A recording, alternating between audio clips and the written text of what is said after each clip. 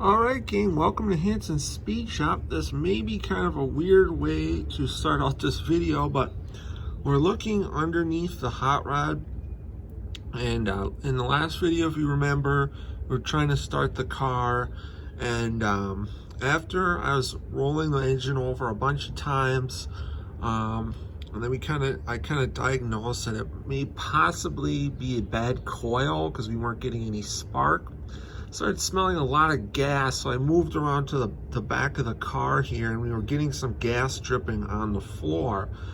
So we're gonna have to replace this whole fuel line from the tank, but I just wanted to show you guys, whoever ran this fuel line originally, it's all just rubber hose, but they zip tied the hose to the ladder bar here, and then if you look in the back there, the hose is like tight to the underneath of the body, which is just like a sharp metal edge. So basically every time this ladder bar is moving up and down with the rear end, it's sawing the hose back there, and it's also stretching the hose right here by the filter. So it was leaking up here by the filter, and it was leaking back there where it goes up to the gas tank. So luckily it started leaking here in the garage and not out on the road somewhere. So we're gonna have to replace all that. I'm gonna try to do all this with a metal line. That way we don't have to worry about it leaking again. So that's gotta get done. And then I got a new coil. I ordered a new coil like a coil cover, a thin aluminum one that's gonna look really cool. And then I also got a new cap, rotor, condenser, and a set of points that'll be coming in the mail. So we're gonna have all that just in case if this stuff doesn't, if the coil doesn't solve the problem, swap all that stuff out. I also got a new ballast resistor, which if you're not familiar, real typical on Chrysler products. Basically it just kind of keeps the coil from overheating due to too much voltage going to it. So I'm going to now go to parts store, get some fuel line, and then it's going to be an absolute pain in the butt to get up to where it connects to the tank. So I'll show you guys once I get it all torn apart, but I think once I go inside the car to get back here, I'm probably gonna have to pull this passenger seat back out so I can get back here. And then we're gonna have to take this top panel off, the kind of package tray back here. Hopefully I can get access to the top of the tank to get the old hose connection off. I drained the tank back out last night. And then we can start replacing that line, which probably just, this is probably a good thing that this happened, like I said, just so that was going to happen regardless. So it's a good thing that it happened here in the garage versus out on the road, like I said. So I'll stop babbling. I gotta go get some parts, and then hopefully over the next couple days we'll get the fuel line replaced, get everything sorted out with the ignition and everything. Hopefully get this thing to fire up and possibly move out of the garage for the first time. So fingers crossed, guys, and hopefully everything works out, and I'm gonna get to work. All right, guys, I thought I had mentioned it in the last video, but I think I forgot to include the part where I showed this, so I'll just show you guys now. Last time when I hooked the throttle up, I was having some trouble with it going to full throttle.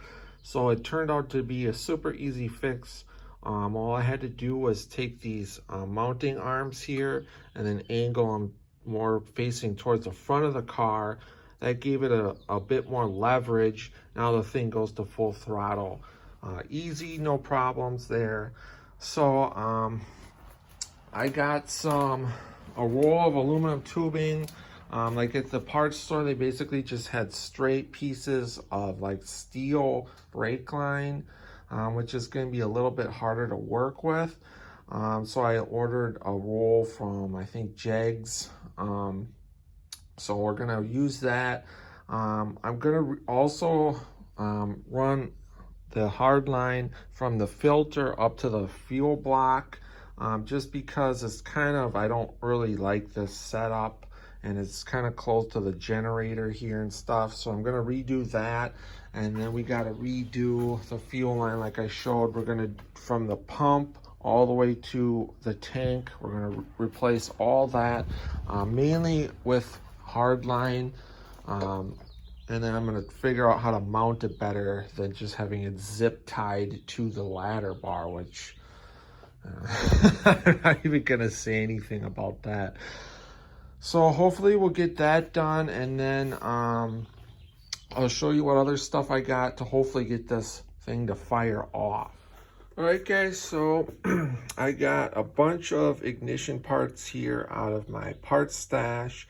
This is all vintage stuff, and I prefer, when you're dealing with the stock stuff, to use vintage stuff from back in the day, just because the quality is like second to none. They made stuff, especially for ignitions back then, so much better than like the points, condensers, the rotors, every caps even that you can get today. Just bad quality, and this stuff's gonna fit. So I got a bunch of different stuff here, so hopefully we can do a combination of something here. And then I showed you guys, I got the new coil, because if you remember in the last video, got the thing to roll over, but we were getting fuel, the thing was rolling over. I could feel it had good compression and everything, but we were getting no spark at all. So I'm gonna replace the coil, cap, points, condenser, and a rotor, and hopefully we'll get some spark. And then I also got this really cool finned aluminum coil cover. This was from Speedway, so I think that's gonna look really sweet. And then we'll cover our plug wires back up with our plug wire cover.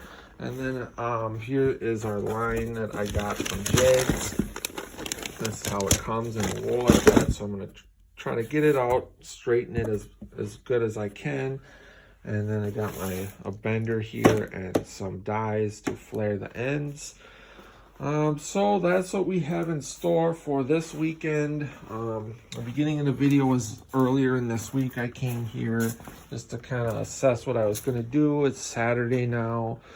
So hopefully between the next couple days, we'll get everything wrapped up, and hopefully we can get this thing to we can at least just get it to crack off a little bit or pop or show some more signs of life by the end of the video. I'm going to call that a win. So we're going to see where it goes. I'll stop babbling and get to work. All right, guys, so I've kind of come to another standstill on the hot rod project. We had one good thing. I replaced the fuel line from the tank to the pump. So that's done.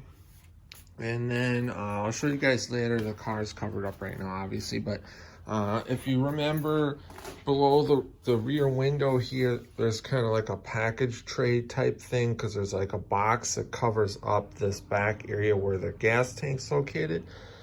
I had to remove all that out to get to the tank so that I could remove the fuel line. And then I took that whole piece out, which is just made out of like wood. And then I repainted that, and there was a piece missing, so I cut a chunk out of here and made the piece that was missing, repainted the whole thing, put that back in, so that looks really nice. The problem is all of my distributor parts are for an Autolite or Prestolite distributor, which was most commonly used on these engines. However, this is actually a Holley distributor. If you look on the tag, it even says Holley carburetors. So Holley did make distributors back in the 50s and 60s for sure, maybe some other years. I'm not super familiar with these, but everything I have is not compatible with this. So having a little bit of trouble trying to track down exactly what I need for this, because this cap's a little bit bigger than like the Autolite one. so the Autolite one won't fit down on here. And I think that is our problem actually, is that this cap is itself is bad.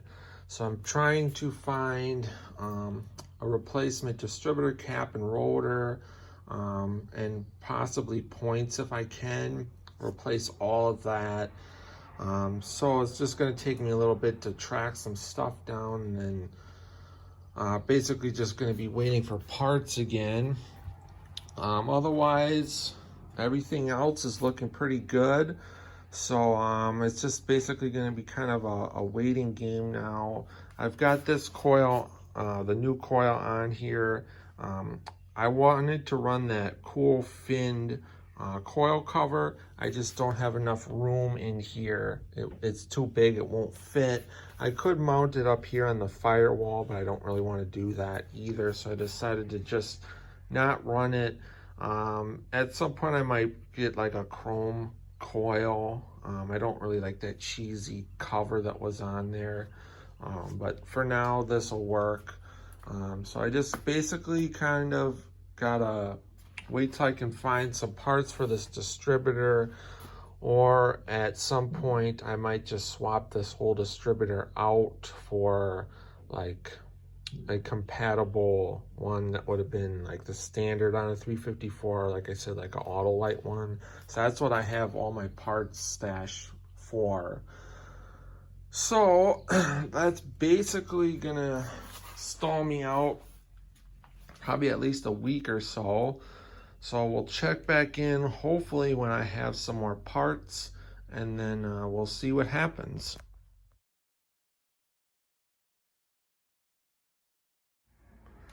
All right, gang, so it is another day here in happy hot rod land, and I'm going to show you guys what I got going on. So we still just weren't getting any spark, so I decided to yank the distributor out, and I got it up here on the bench. And I got this service manual off of eBay for like $9, so I picked that up. And just reading that, kind of going through, it's kind of been giving me some more knowledge on this distributor, because I wasn't super familiar with these. And then I just kind of went through and gave it a good servicing. If you pull this panel off here, you can get at the main gear in the distributor. And it had a ton of old grease in there that was like just about petrified, so I got all that out, put fresh grease in. And then on right here, there's this, you can pop this cap off and then add more grease if you need it. So I cleaned that all out, added some more grease in here. And then I noticed on this wire here that goes to the distributor, they had added this piece in here and then put a splice in. So I don't know how good this is, so I'm going to redo this, because this could be part of the problem.